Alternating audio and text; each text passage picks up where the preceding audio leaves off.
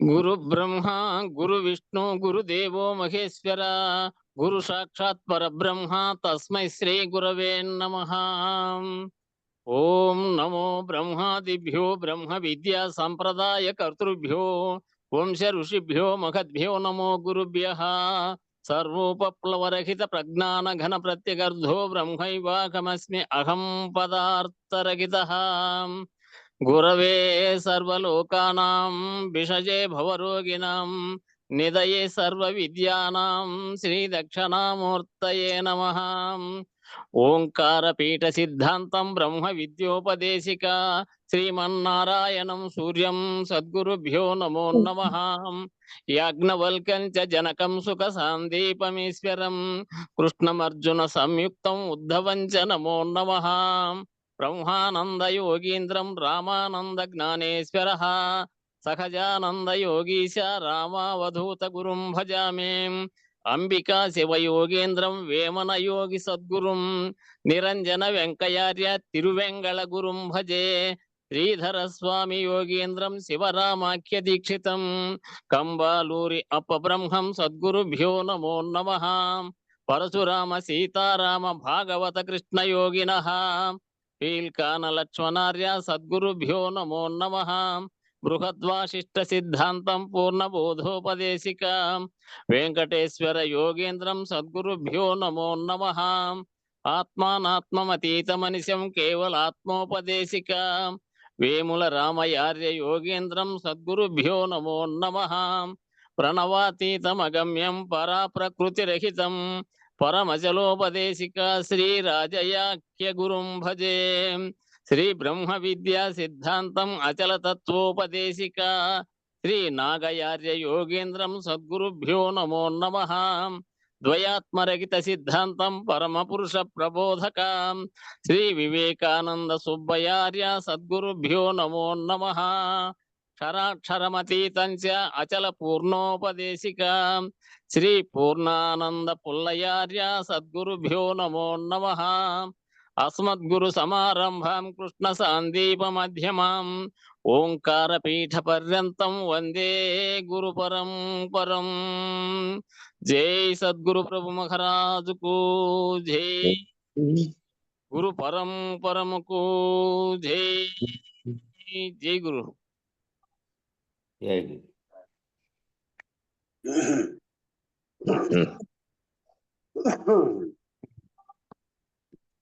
తీసుకోప్పా Venkatadasu.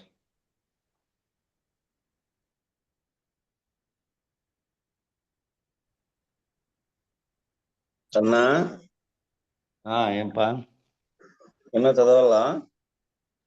Charging లైట్లు కూడా లేవు మాకు. అది ఎందుకంటే రాత్రి 10 గంటలకు పోయింది. మళ్ళీ ఇవన్నీ లెక్క రేటు ఏమో. మనం అక్కడ ప్రయాణం ఉంది కదా అని లేచి నేను ఇవన్నీ చేసుకునే లోపల ఈ ఛార్జింగ్ బల్బులు డిమ్ అయిపోయినాయి. ఇప్పుడు ఫోన్ వెళ్తుల్లోనే సరేనా అన్నయ్య తత్వం చెప్పలే.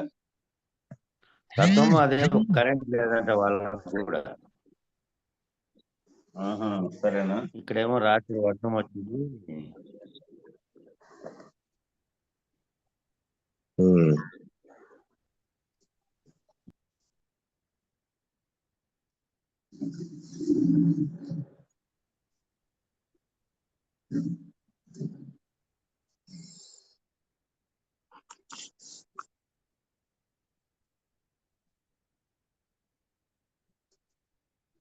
జై గురు.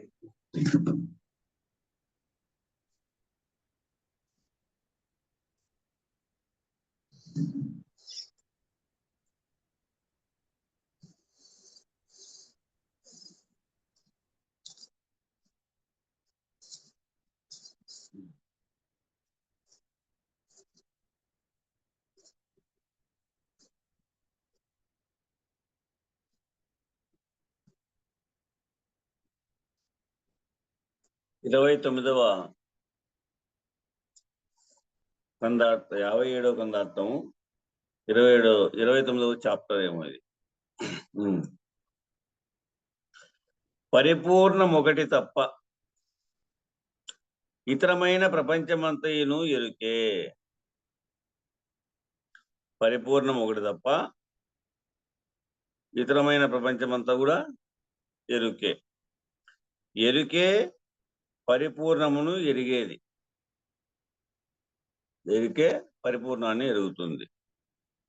ఎరుకను ఎరిగేది అయితే ఈ ఎరుకే. ఎరుకను ఎరిగేది ఎరుకే, పరిపూర్ణాన్ని ఎరిగేది ఎరుకే. తన పుట్టుక మూలము తాను ఎరుగదు. ఇన్ని ఎరుకను ఎరుగుతుంది కానీ తన పుట్టుక మూలం అయితే ఎరగదు. తన్ను తాను ఎరుగుతుంది, తనకు మూలమేదో ఎరగలేదు. ఈ ఎరుక తా పుట్టినది ఎరగబోతే, ఈ ఎరుక తా పుట్టినటువంటి స్థానాన్ని ఎరగబోతే బయలందు తా లేకుండా పోవును. ఎట్లా? సూర్యుని చూచుటకు పోయిన చీకటి తానంతటి తాను లేకుండా పోయిన విధంగా, సూర్యుడిని చూచుటకు పోయినటువంటి చీకటి ఎట్లన్నా కానీ వెళ్తున్నా నేను చూడాలనుకుంటుందంట. చీకటి చూస్తుందా అనుకుంటుంది అనుకో, చూస్తుందా, అది వస్తానే ఇది పటాపంచలవుతుంది. మరి ఆ విధంగానే ఎరుక బయలను తెలియంగానే, చూడంగానే, అంటే చూపు అంటే కంటితో చూడలేదు, భావనారూపంగా గుర్తించాలా అని రాత్రి కూడా విన్నాం. అది భావనారూపంగా తెలియబడాల. భావనారూపంగా తెలియబడితే ఎప్పుడైతే గురువాక్కు నీ చౌకు తగిలిందో అప్పుడే ఆ భావన లేకపోవాలా అని సూటిగా తెలియబడండి, సూటిగా తెలియబడండి అని చెప్పేవాడు గురువుగారు. మనసు, చూపు, ఇంద్రియ సమూహం అంతా కూడా ఏకం చేసి వాటిపైన స్థిరత్వం కలిగి ఉంటే మీకు తెలియబడుతుంది, గ్రహింపబడుతుంది అని. ప్రతి పలుకు సూచనే. అందుకే అంటాడు గురు శిష్య అన్యోన్య దర్శనంలో,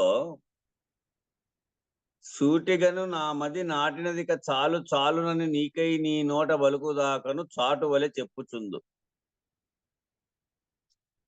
సరేనా నా మాట, రాగోరుచు మర్నే నీ మాట, నూటికొక్కటే సేలు మాట అని తెలియము.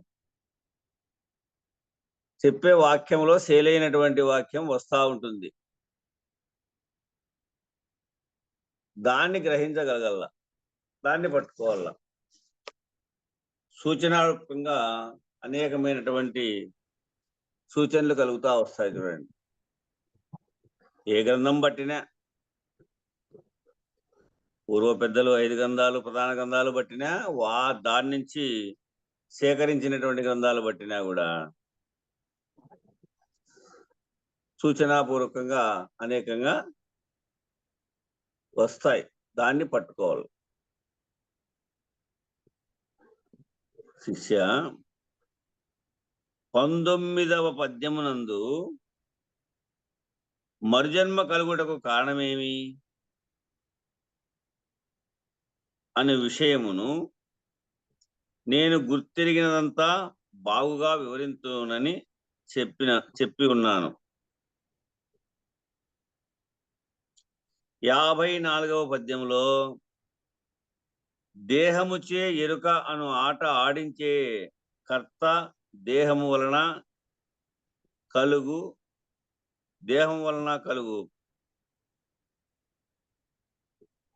కర్మఫలం ముమ్మాటికి అనుభవించుట కొరకు బయలందు జనన మరణములు పొందును అని వివరించి ఉన్నాను కదా. ఆ విషయమునే పునః ఇచ్చట ప్రస్తావించుచున్నాను. శిష్య, మరలా జన్మ కలుగుటకు కారణమేమిటో నీకు వివరించుతున్నాను, జాగ్రత్తగా విను అంటా ఉన్నాడు.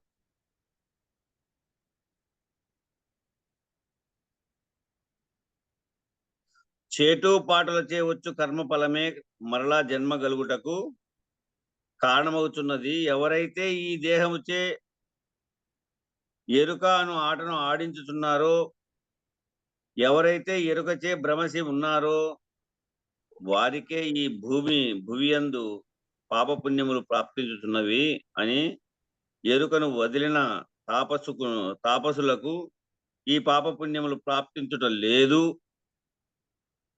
ఎందుచేతనగా వారు చేసినటువంటి కర్మలు ఫలించనేరవు. ఈ విధంగా ఈ విషయమునే దీక్షితీయమందు ఇట్లు వివరించి ఉన్నాడు.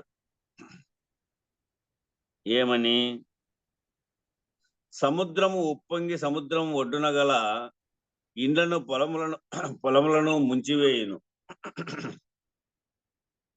వాయువు పెనుగాలుల రూపముచే చెట్లను కూల్చివేయును. అయినను వాటికి నేను అను అహమైతే లేదు. కనుక కర్మఫలము వాటికి అంటదు అని వివరించి ఉన్నారు. అటులనే పరిపూర్ణులైన వారు ఎరుకను వీడి ఉందురు. పరిపూర్ణులైనటువంటి వారు ఎరుకను వీడి ఉందురు కనుకనే వారికి నేను చేయుచున్నాను అను అహంకారం ఉండదు. కనుకనే కర్మఫలము అంటదు. కంటియందున్న శుద్ధ స్ఫటిక రూపమైనటువంటి ఆపోజ్యోతియే ప్రత్యేగాత్మ. అదియే సర్వమును గుర్తెరుగుచు పాపపుణ్యములకు కారణమగుచు బయలందు జనన మరణములు పొందుతున్నది. కావున ఈ ఆపోజ్యోతియే జనన మరణములు కలుగుటకు కారణమవుతున్నది. కంటియందు ఉన్న ఈ కర్తే కర్మకు కారణమవుతున్నది. ఈ కర్తే కంటి ముందున్నటువంటి బయలు ఉన్న విధమును జ్ఞాన చక్షుస్సు చేత ఉండదూసినచో, ఈ గురిని చూపుతో నువ్వు ఉండదూసినచో ఆ బయలే సూది మోపన సందు లేకుండా అంతటా నిండి ఉన్నదనియు, ఆ బయలందు ఈ జగత్తుకు మూలము లేదనియు గుర్తెరుగును. ఈ విధముగా గుర్తెరిగిన ఎరుకే తన కలిమి మృషగా భావన చేసి, ఈ విధంగా భావన చేసి తా లేకుండా పోవును. కనుక మూలము లేని ఈ గుర్తెరిగే శరీరం ఏమీ లేదు అనేటువంటి దృఢం ఉండి, ఆ పైన ఆ దృఢం కూడా ఏమీ లేకుండా పోవుటయే గురుమేల్క. కావున నేను అను అహంకారము లేకుండా ఉన్నవారికి జనన మరణములు లేవని సిద్ధాంతము. శిష్య, ఇదేమి చెప్పినవి వస్తా ఉన్నాయి.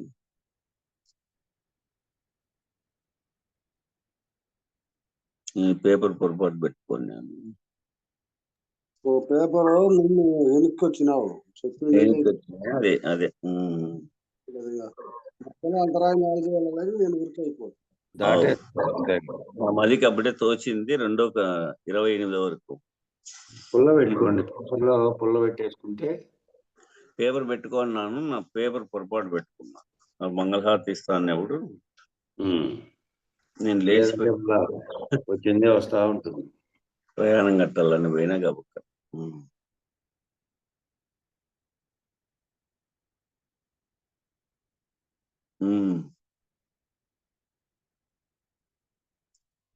మన దేహమందు గల కంటి అందున్నటువంటి ఎరుపు, తెలుపు, నలుపు, కృష్ణము, ధూమవర్ణము, నీలవర్ణముల మధ్య భాగమునందు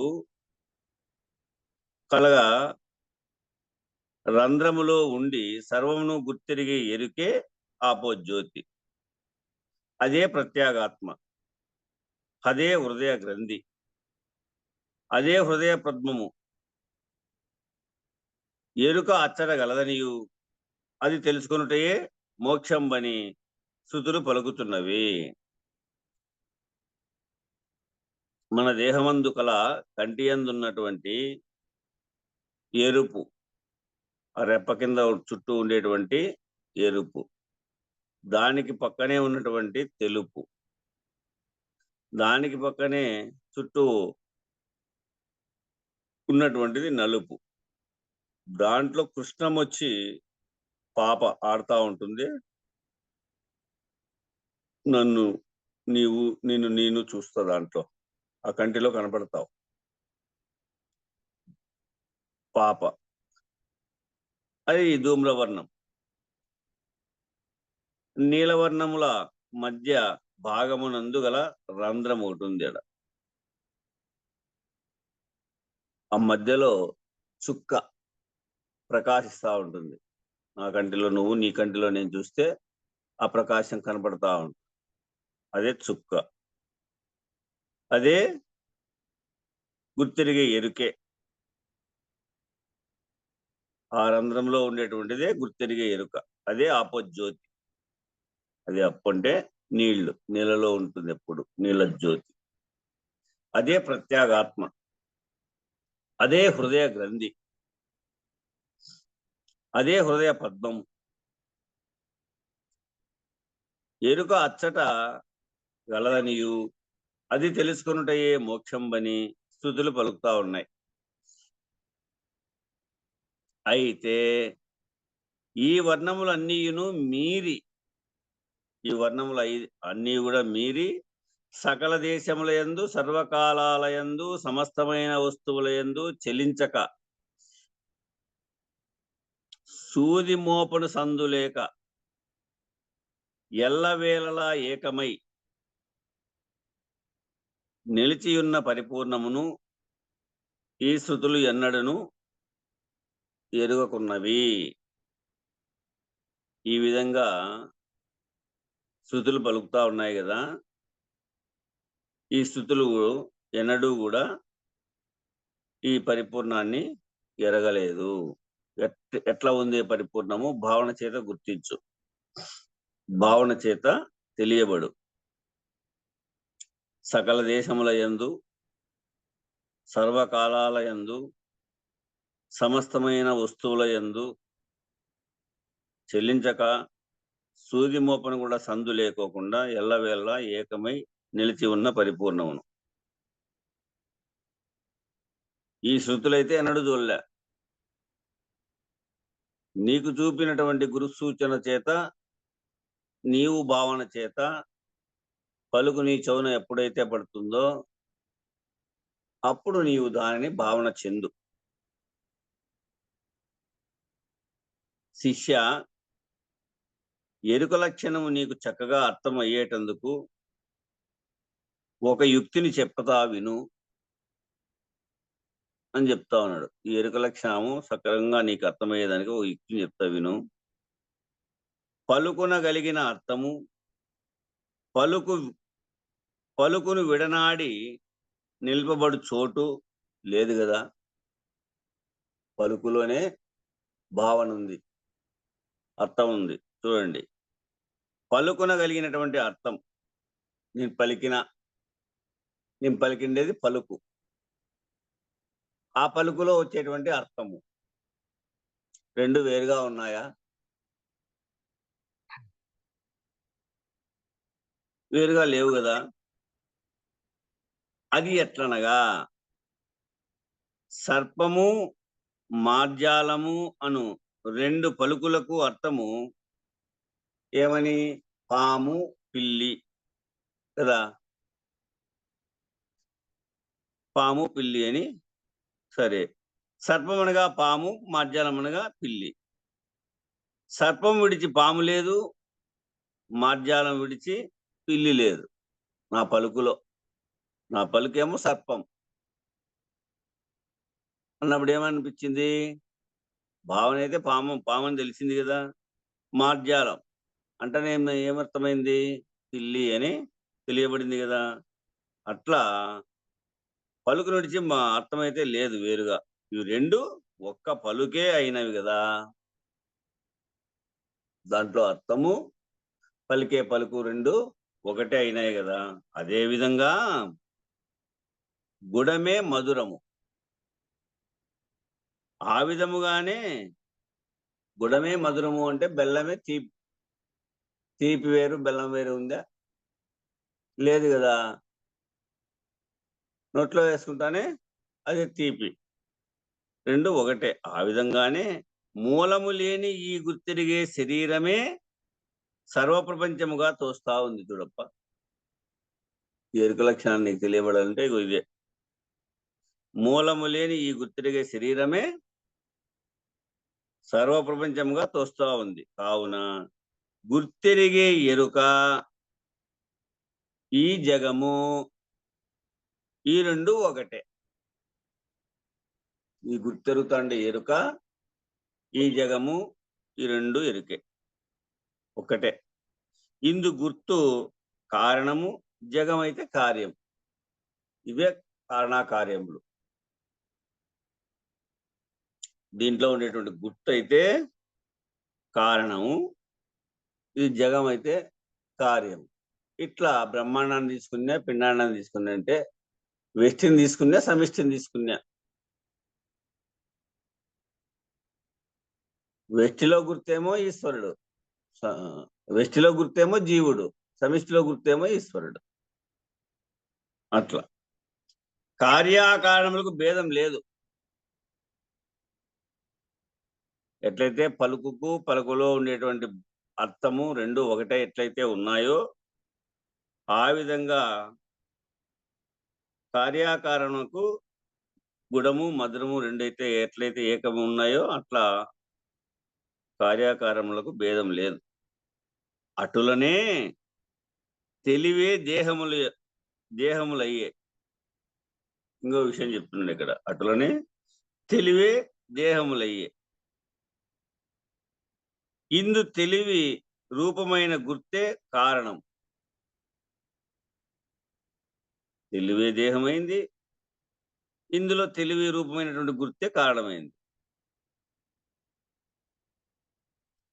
దేహము కార్యము, ఈ రెంటికి భేదం లేదు.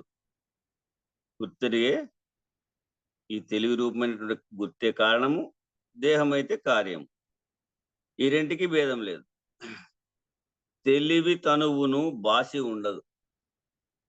ఈ తెలివి ఈ తనువు అంటే శరీరాన్ని బాసి ఉండదు, అంటే వేరే ఉండదు. తెలివి లేక తనువు నిలవదు. ఎప్పుడైతే ఆ తెలివి లేక ఉండబోతుందో అప్పుడు ఆ తనువు పనికిరాదు, అది నిలవదు.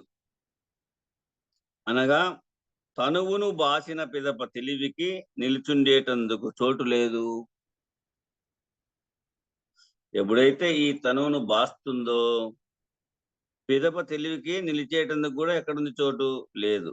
తెలివి లేక దేహము నిలవదు, ఈ రెండు ఒక్కటే. ఆ తెలివి లేకపోతే ఈ దేహం నిలవదు. పోనీ తనువును బాసిన తర్వాత తెలివిగా ఎక్కడ చోటు ఉంది? చోటు లేదు, రెండు ఒకటే. దానికి ఇది దీనికి అది సృజిస్తా ఉన్నాయి. దానికి అది దీనికి ఇది సృజిస్తే రెండు ఒకేసారి వస్తున్నాయి, రెండు ఒకేసారి లేకపోతున్నాయి.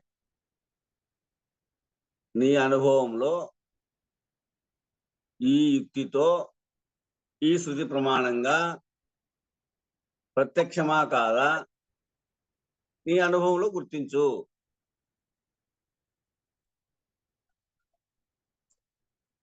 శిష్య, ఎరుకే పంచభూతములుగా పరిణమించుచున్నది. ఎరుకే పంచభూతాలుగా ఆకాశము, వాయువు, అగ్ని, జలము, పృథివీ ఇట్లా పంచభూతములుగా ఎరుకే పరిణమిస్తా ఉంది. ఆ పంచభూతములే ఆకాశము, వాయువు, అగ్ని, నీరు, భూమి. ఈ పంచభూతముల కలయికచే, ఈ 5 పంచభూతములు కలయిక వల్ల ముజ్జగములు అయ్యను. ఇవే 3 జగాలు అయినాయి. అయితే ముజ్జగములు అంటే ఏవి? జాగ్రత్తలో అదే, స్వప్నంలో అదే, సుషుప్తిలోనూ అదే. స్థూల సూక్ష్మ కారణ రూపంగాను అదే తయారైంది. అయితే సకల దేశములయందు సర్వకాలములయందు సమస్తమైన వస్తువులయందు చెలించక సూదిమోపను సందులేక ఎల్లవేళల ఏకమై నిలచియున్న పరిపూర్ణమునందు ఈ ఎరుక కనపడుచు తనకు తానే మరి కానరాదు. ఈ ఎరుక కనబడుచు తనకు తానే మరి కానరాదు. ఈ ఎరుక మార్గమంతయును, ఈ ఎరుక మార్గమంతా కూడా కళ లాంటిది. ఈ ఎరుక మార్గమంతా కూడా కళ లాంటిది, అనగా భ్రాంతి రూపమై ఉంది. ఇది భ్రాంతి రూపమై ఉంది. విచారించితే ఏమీ లేదు. ఇది విచారిస్తే ఏమీ లేనిది. తన మూలము తాను వెతుక్కుంటా పోయింది. విచారించడం అంటే తన మూలము తాను వెతుక్కుంటా పోతే తన ఉనికి తనకే లేదు, తానే లేదు, అంతయు అదే నిండి ఉంది. ఎట్లా నిండి ఉంది? సర్వకాలములయందు సకల దేశములయందు సమస్తమైన వస్తువులయందు చెలించకోకుండా కదలిక లేనిదై సూది మోపను కూడా సందు లేకోకుండా ఎల్లవేళలా ఏకమై నిలిచి ఉంది. ఆ నిలిచి ఉన్న పరిపూర్ణమునందు ఈ ఎరుక కనపడేదంతా కూడా తనకు తానే మరి కానరాదు. ఈ ఎరుక కనపడుచు తనకు తానే మరి కానరాకుండా పోతాడు. యామాసామాయ ఈ ఎరుకంతా. ఏది లేనిదో అది మాయ. ఇది ఈ ఎరుక మార్గమంతయును కళ లాంటిది. ఇదంతయు కళే. నేను చెప్పేది కళ, నీవు వినేది కళ. గురు శిష్యులు ఇద్దరూ కళే, అనగా భ్రాంతి రూపమై ఉంది. భ్రాంతి చెందుతా ఉన్నానని, వ్యవహరిస్తున్నానని, చెప్తున్నారని, వింటున్నారని, తిన్నట్టు తిరిగినట్టు ఆరాట పోరాటాలంతా భ్రాంతి చెంది వ్యవహరిస్తున్నావు అంతే. విచారించితే ఏమీ లేనిది. నువ్వెంత భ్రాంతి చెందినా తన మూలం తాను విచారించుకుంటా పోతే ఏమీ లేదు. ఇదియే శ్రీ భాగవత కృష్ణదే ప్రభువులు ఎరిగించినటువంటి అచల పరిపూర్ణ భావ పద్ధతి.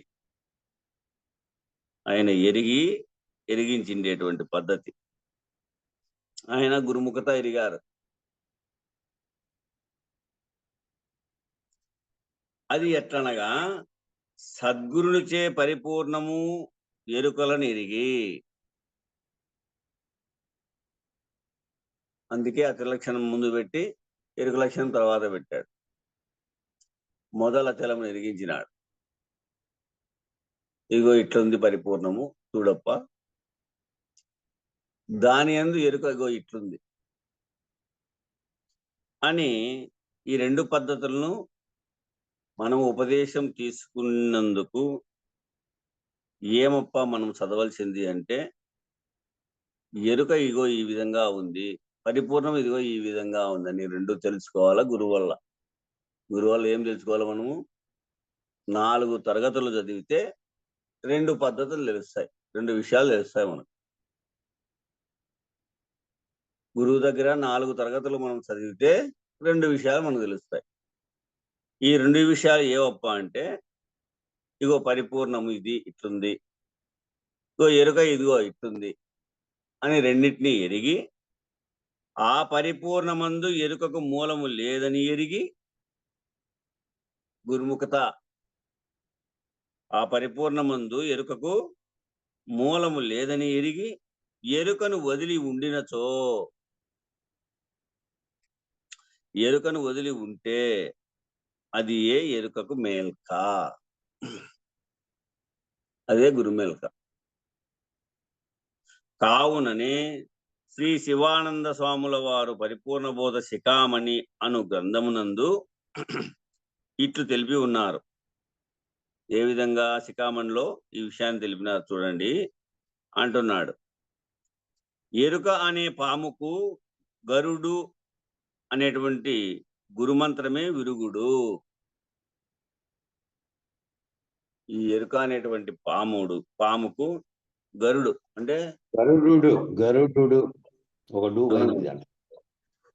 గరుడునా 2 డూలు 2 డూలు. గరుడు అంటే గరుత్మంతుడు.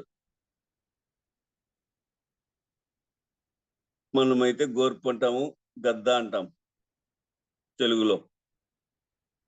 ఎరుక అనేటువంటి పాముకు ఆ గరుడే అనే గురు మంత్రమే ఆ విరుగుడు. ఆ గురు మంత్రమే ద్వాదశి షోడశి. ఇక ఎరుకోత్పత్తి లక్షణం చెప్తున్నాడు. శిష్య, సృష్టికర్త అయిన బ్రహ్మ కూడా ఈ ఎరుకోత్పత్తిని తెలియజాలడు. సృష్టికర్త అయినటువంటి బ్రహ్మ కూడా ఈ ఎరుకోత్పత్తిని తెలియజాలడు. ఎరుకోత్పత్తిని తెలియగా సరసిజ గర్భాదులైన చాలనటిచో. ఆ పద్మము యందు పుట్టినటువంటి వాడు బ్రహ్మ. ఆ బ్రహ్మకు కూడా వీలు కాదు అని అనినచో, ఈ ఎరుకోత్పత్తిని నరుడు తెలుసుకునునా? బ్రహ్మే తెలుసుకోకపోతే నరుడెంత వాడు అది తెలియబడడానికి? ఈ ఎరుకోత్పత్తిని నరుడు తెలుసుకుంటాడా? వాడు ఎరుకోత్పత్తిని ఎరుగుదును అని పలికినా, వాడు ఎరుకోత్పత్తిని ఎరుగుదును అని పలికినా అది సత్యదూరమే అవును. నేను ఎరుక ఉత్పత్తి అయినది నాకు తెలుసు, ఇదో ఈ విధంగా వచ్చింది, అకార ఉకార మకారముల చేత ఓంకారమైంది, ఓంకారం అని అంటే పరమాక్షరమైంది, వాటి నుంచి శబ్దస్పర్శ రూపగంధాలు పుట్టినాయి, ఇట్లా వరుసక్రమం వేసుకొని చెప్పినా కూడా శబ్దం వల్ల ఆకాశం పుట్టింది, స్పర్శ వల్ల వాయువు పుట్టింది, రూపం వల్ల అగ్ని పుట్టింది, రసం వల్ల నీరు పుట్టింది, గంధం వల్ల భూమి పుట్టింది పుట్టాయని చెప్పినప్పటికీ కూడా అవన్నీ ఇట్లా పుట్టాయని దాంట్లో వివరించినప్పటికీ కూడా ఆ మొదటిది ప్రణవం పుట్టడానికి కారణమైంది తెలదు, అది కూడా తెలదు. కాబట్టి మూలం లేదు. ఒకవేళ ఎవరికైనా తెలుసు అని అన్నారంటే మూలం కూడా తెలిసినట్టే కదా. అట్లా మూలం లేదనేది ఎందుకన్నారంటే ఫస్ట్ ఏదైతే పుట్టిందో అది ఎట్లా పుట్టింది అనేది అది తెలియదు కదా. ఈ తర్వాత ప్రణవంలో శబ్దం వచ్చిన తర్వాత తన్మాత్రలు వచ్చినాయి, కార్యరూపం ధరించిన తర్వాత భౌతిక రూపం ఏర్పడింది, ప్రపంచం ఏర్పడింది, పంచభూతాలు అని చెప్తుంది. కానీ సాంఖ్యము ఆ మొదటి ప్రణవంగా ఉన్న అవ్యక్తము ఎందుకు ఏర్పడింది? అది మూలం లేదు కాబట్టి మూలం లేకుండానే వచ్చింది అని చెప్పినారు అంతే. అవతల దానికి మూలం ఏమి చెప్పలేదు. ఇవన్నీ వివరించినారు కానీ అవతలి తెలియదు కదా. తెలియదు. శరీరమునకు మూలం ఉన్నదని దాన్ని మేము గుర్తిరిగితిమి అని ఎవరైనా అన్నచో అది వింతగాక మరేమిటిది? కావున తన స్వరూపమైన ఆత్మను ఎరిగి, తన స్వరూపమైనటువంటి ఆత్మను ఎరిగి ఆత్మయి ఉన్న నరునకు ఇది తన స్వరూపమైనటువంటి ఆత్మను ఎరగాలంటే వేదం అంతా విచారించాల. వేదమంతా విచారిస్తే తెలియబడుతుంది. తన యొక్క స్వరూపమైనటువంటి ఆత్మను ఎరగాలంటే వేదమంతా విచారించాలి. వేదం అనగా బ్రహ్మాండ విచారణ, పిండాండ విచారణ అంతా వేదం. ఆ విచారిస్తే ఆత్మయి ఉన్నటువంటి స్థితి నీకు ఏర్పడుతుంది. అప్పుడు ఆత్మను ఎరిగి ఆత్మయి ఉన్న నరునకు జనన మరణములేమో తప్పవు. మరి జనన మరణములు ఏలాగున తొలగునని? జనన మరణములు ఏలాగున తొలగుతాయంటే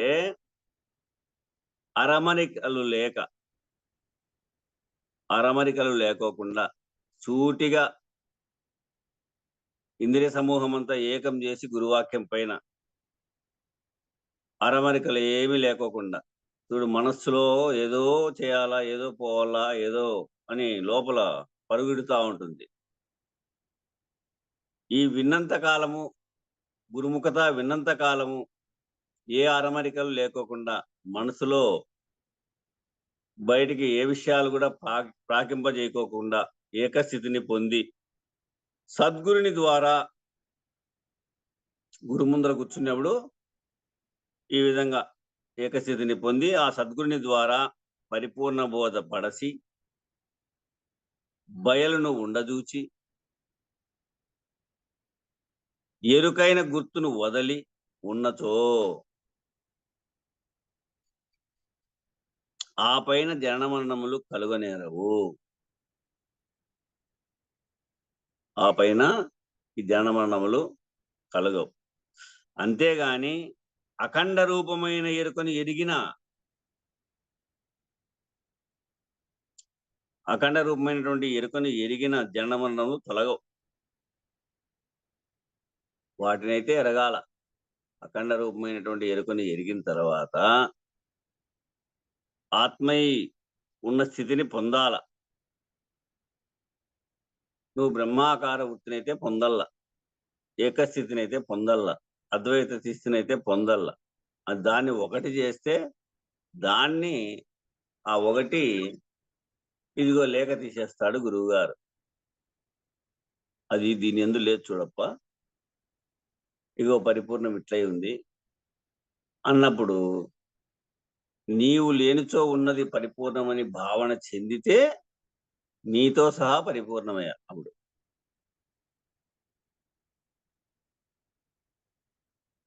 ఉన్నదే పరిపూర్ణంగా, నేను ఉన్నానని, పరిపూర్ణం ఉన్నదని, నేను తెలియబడినానని, గురువు తెలియవరిచినాడనేది కూడా తెలియదు.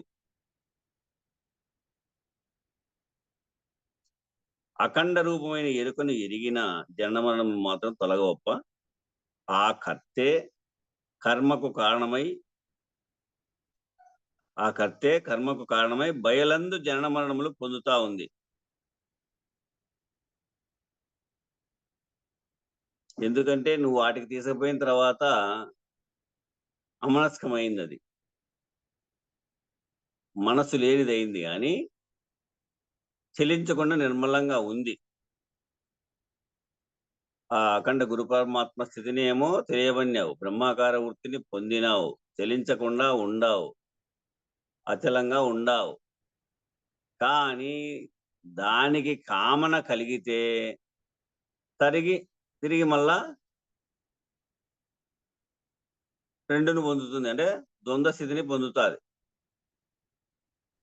అప్పుడు ఆ ఏకమై ఉన్నటువంటి ఆ స్థితిలో పరిపూర్ణ గురుడు చెప్పిన రీతిగా ప్రాణప్రయాణ కాలంలో నిద్ర వచ్చే వరకు నీవు సచ్చు వరకు మదియందు మరవకోకుండా అట్టి గురి ఉండగలిగితే ఎప్పటికీ నీవు లేనే లేవు అనే నిర్ణయం. నువ్వు ప్రాణప్రయాణ కాలంలో మిదిలిననుకో, అరమరకలన్నీ కదిలిననుకో, దేనికై ఆ బిడ్డకు పెళ్లి చేసింటే బాగుండు, అది చేని పక్కల కేగునింటే బాగుండు, ఏదైనా మెదలచ్చు, వాడికి ఉద్యోగం వచ్చింటే, వాడు సెటిల్ అయింటే బాగుండు, ఏదైనా కావచ్చు, అయిన తర్వాత కావచ్చు, మళ్ళీ మనతో బొట్టచ్చు. చూడు, మన సుందరమ్మక్కయ్య ఒక బిడ్డ, ఆ బిడ్డకు పెళ్లి చేసింది, మళ్ళీ ఆ పిల్లలను చూసింది, ఆమె పిల్లలను చూసింది, మళ్ళా ఇంకా వాళ్ళ పిల్లలను కూడా వాళ్ళకు పెత్తనం చేసి పెళ్లి చేసేది పోయింది. ఎంత చేసి ఎంత చూసినా ఈ పొద్దు క్యాన్సర్ వచ్చింది. మనవరాలు చూసేదానికి పోయినా కానీ బిడ్డ వద్దండి అని చెబితే వాళ్ళు చూడక మళ్ళా కృష్ణావరం జరిగిందంట. అట్లా నువ్వు ఎన్ని చేసినా, ఎన్ని ప్రయత్నాలు చేసినా, ఎన్ని పరుగులు ఇడిచినా కానీ లేదు. కర్మకు కారణమై బయలందు కర్మకు కారణమై బయలందు నేను జన్మ ఎఫ్డి అన్నా చేసుకుని ఆ? నాయన ఆ? నాయన పరమపదించినప్పుడు డబ్బులన్నా ఎఫ్డి అన్నా చేసుకో, లేకపోతే ఆ నాయన చూస్తాను అనే మాట అంటున్నందువల్ల 1 ఎకరా భూమి అన్నా ఏదైనా తీసుకో అంటే నాకేటి భూమి ఈ సందేహం పండేది ఇప్పుడు 10 అయింది. నాకు డబ్బులే 30 ఇచ్చేస్తే అది ఎట్లా పోయిందో ఎట్లా పోతాయో అవన్నీ లేవు. బాత్రూమ్ లేదు, బాత్రూమ్ పోయాయి. దేవుడు తగినంత వాళ్ళ 6 లక్షల రూపాయలు అంతా ఎక్కడెక్కడో చేసుకొని సేవించినదంతా వాళ్ళ బిడ్డకే ఇచ్చింది, బిడ్డకు మనవాళ్ళకు. అవు. వాళ్ళు కనీసం ఎమ్మకి విధంగా లేదు కదా, సౌకర్యం కూడా బాత్రూమ్ లేదనేది కూడా ఆలోచిస్తారు. లక్షలాది రూపాయలు తీసుకున్నారు అట్లా. అవు. ఊరికే నా బిడ్డ అనే భ్రాంతి తప్ప ఎంత చూస్తున్నారు. ఆయన నాకే చూస్తే దిక్కులేదు, పో నేనే మళ్ళీ లేను, నువ్వే ఇష్టం ఎక్కడైనా పోవండి. ఆయన ఇట్లా ఈ ఎరుక స్వయం అపరాధం చేసుకుంటుంది, తనకు తాను మోసం చేసుకుంటుంది. కర్మకు కారణమై బయలందు జనన మరణములు పొందుతున్నది. ఇదంతా కర్మకు కారణమై మళ్ళీ అదే జనన మరణాలు పొందుతుంది. నరుడు ఎరుకోత్పత్తిని తెలియడు. నరుడు ఎరుకోత్పత్తిని తెలియడు, అటులనే బయలను గుర్తెరుగడు. కావున అతని కలిమి మృషయే. ఇది ఎందుకు చెప్పుకుంటున్నాము ఆ యొక్క విషయం అంటే, ఉదాహరణకు కంటి ముందు కనబడతా ఉంది, అట్లా అతని కలిమి మృషయే, లేనిదే. లేని ఎరుక బయలు లోపల తానెట్లు జనించినైనా, ఈ లేని ఎరుక ఈ బయలు లోపల తానెట్లు జనిస్తుంది అంటే ఈ ఉదాహరణ చెప్పాడు. గొడ్రాలి పుత్రుని వలె, మొదటికే గొడ్రాలి అంటున్నారు, ఆయనకు పుత్రుడు ఉన్నాడా? అందుకే ఈ లేని ఎరుక ఎప్పటికీ లేదంటే పుట్టనే లేదు. ఆకాశ పుష్పం విధముగా, ఆకాశ పుష్పం అనడమే గాని ఉందా? చూశారా ఎవరన్నా? లేనిదే, పలుకే అంతే. అట్లనే ఈ ఎరుక అనేటువంటిది ఉంది అని పలుకుతున్నామే గాని ఇట్లా ఆకాశ పుష్పం వల్లే ఉండేది. అది కూడా స్థాను పురుషుని విధముగా,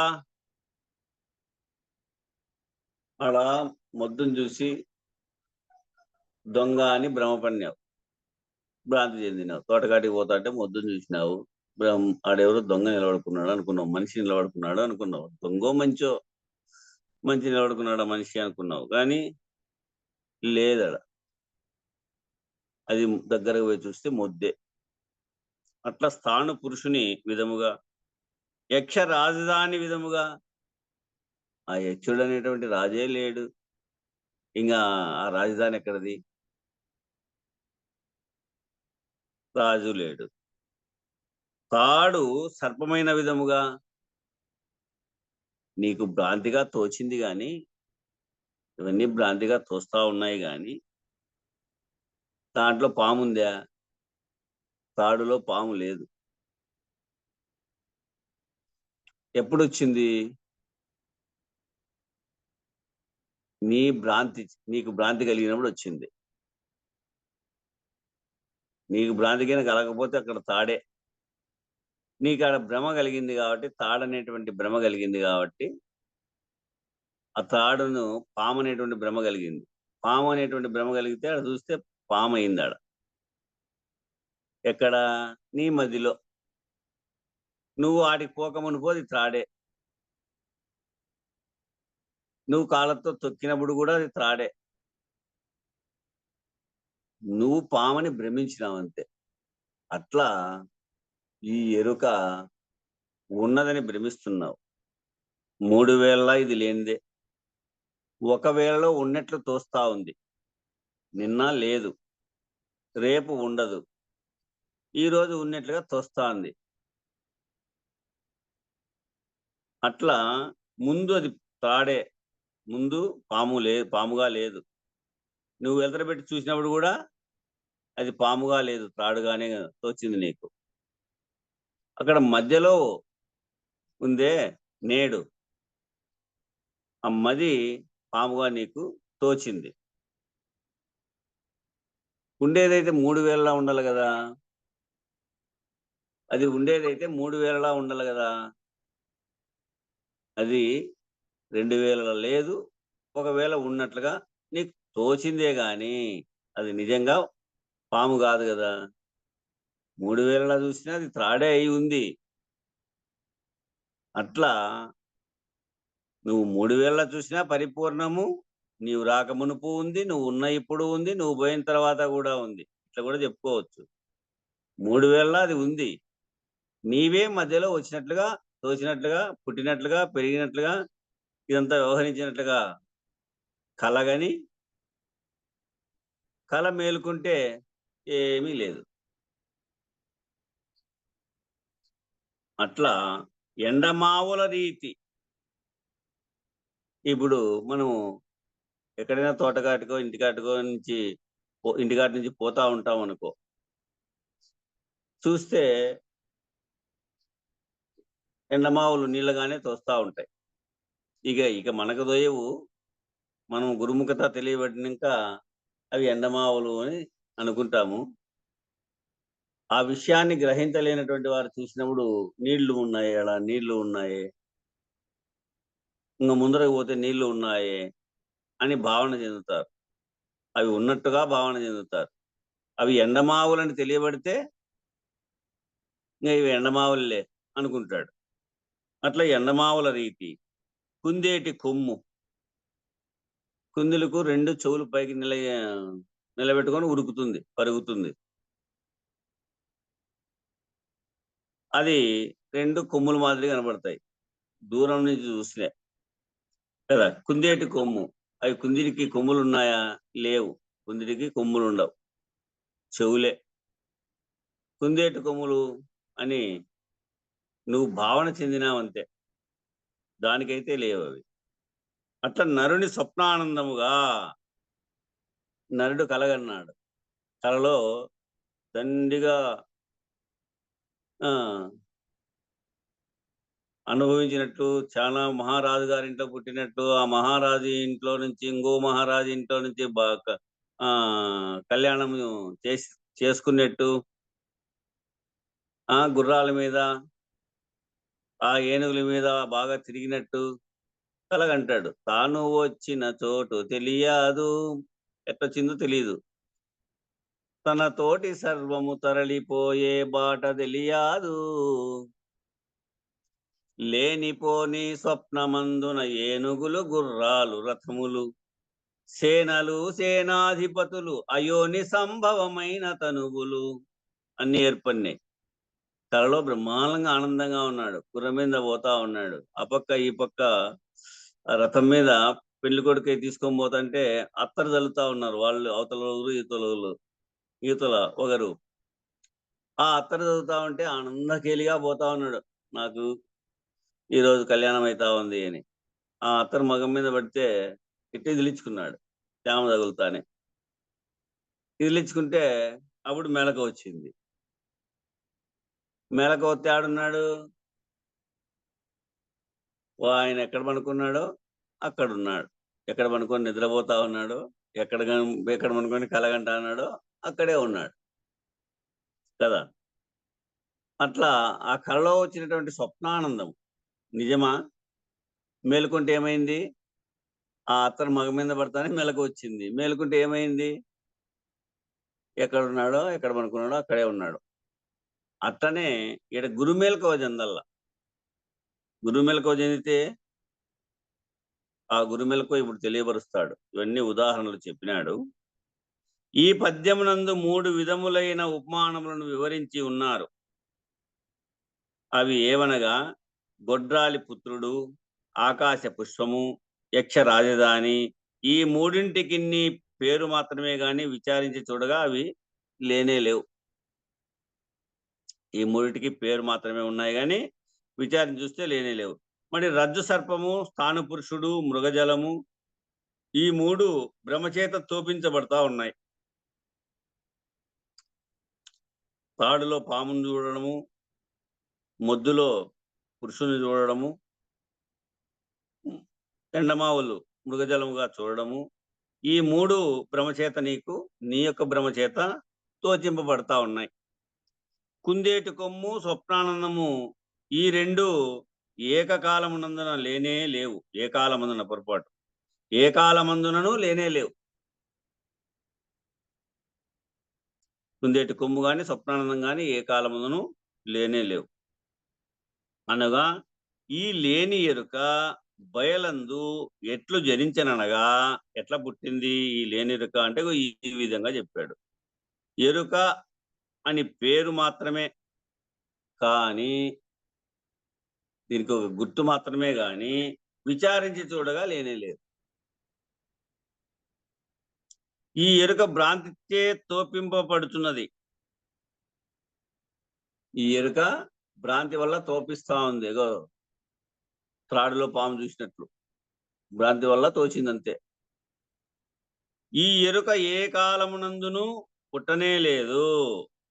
ఇది గట్టి వాక్యంగా. ఈ ఎరుక ఏ కాలమునందును పుట్టనే లేదు. ఇది అంతయు స్వప్నతుల్యం. ఇదంతా కలే. కళ ఎట్లా వచ్చిందో అట్లా ఇది కలగంటా ఉంది. కళలో ఈ వ్యవహారం అంతా చేస్తా ఉంది. ఇదంతా కూడా స్వప్నతుల్యమని 3 విధములుగా విచారించి ఉన్నారు. ఇవి 3 విధాలుగా విచారించి ఉన్నారు. ఇక ఏ విధముగా కొబ్బరి బోండమునందు నీరు తనంతట తానుగా చేరునో, ఏ విధంగా అయితే కొబ్బరి బోండమునందు నీరు తనంతట తానుగా చేరునో, ఆ విధముగానే లేని ఎరుక అంతటా నిండి ఉన్న బయలులో, ఆ విధంగానే ఈ లేని ఎరుక అంతటా నిండి ఉన్నటువంటి బయలులో తనంతట తానుగా ఏతించును, తనంతట తానుగా ఏర్పడింది. ఏ విధంగా ఏర్పడింది అంటే, ఏనుగు తిన్న వెలగపండునందుగల గుజ్జు అంతయును హరించును పోవును. ఏనుగు తిన్నటువంటి వెలగపండునందుగల గుజ్జు అంతయును హరించును పోవును. ఆ విధముగానే ఎరుక బయలును కని, ఆ విధంగానే ఎరుక ఈ బయలును గని ఆ బయలందు తా లేకుండా పోవును. ఏ విధముగా భస్మాసురుడైతే తన చేతిని తన తలపై ఉంచుకొని భస్మమైపోవునో, ఆ విధముగానే ఎరుక బయలును ఉండజూచి ఆ బయలందు తనకు మూలము లేదని ఎరిగి, ఎరుకే తనంతట తానుగా బయలందు తా లేకుండా పోవును. ఎట్లా పుట్టిందో చెప్పినాడు, ఎట్లా పోతాందో చెప్పినాడు. దీంట్లో ఎట్లప్ప పుట్టింది అంటే, కొబ్బరి బోండం లేక ఎట్లయితే నీళ్లు తనంతట తానుగా చేరినాయో, ఆ విధంగానే లేని ఎరుక అంతటా నిండి ఉన్నటువంటి ఈ బయలులో, తనంతట తానుగా ఏతించినాయి, చేరినాయి. మళ్ళా ఏ విధంగా అయితే ఏనుగు తిన్నటువంటి ఎలుగపండునందు గల గుజ్జు అంతయును హరిస్తా పోతా ఉందో, ఆ విధముగానే ఎరుక బయలును గంటానే, ఈ ఎరుక గురుముఖత బయలును తెలియబడతానే ఆ బయలందు తా లేకుండా పోతాను.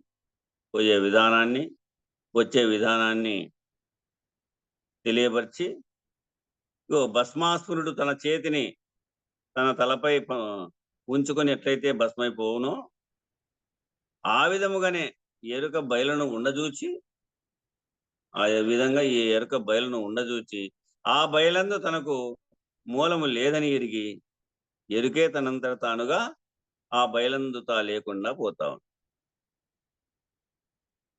ఈ విధంగా పరిపూర్ణములో తనకై తా వచ్చిన ఎరుక, ఈ పరిపూర్ణములో ఈ విధంగా తనకు తానుగా వచ్చింది, తోచింది. పరిపూర్ణములో తనకై తా వచ్చినటువంటి ఎరుక అచలము ఉన్నదని తానెరిగినను. అచలము ఉన్నదని ఎట్టెరుగుతుంది? అది తనకు తాను వచ్చింది, పెరుగుతా ఉంది, ఎరగాలంటే గురువు కావాలి,